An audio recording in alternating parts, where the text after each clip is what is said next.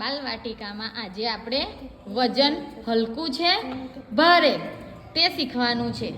ચાલો તમે પેન અને ચોકનું વજન કરો. ચોક કોનું વજન વધારે લાગે છે?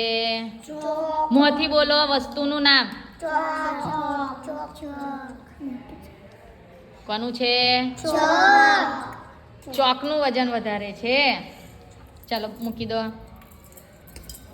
ચોકનું પલ્લું નીચે જાય છે. ચાલો હવે કરશે પ્રીતિબેન. તમારે કરવાનું છે. આ બે કલર છે, એમાંથી કયા કલરનું વજન વધારે છે? લો ચાલો આ બે કલરનું વજન કરો. કોનું વજન વધારે છે? હલકું છે ભારે? હા ચલો સરખું કરો. આમ આમ મારી સાઈડ. બરાબર.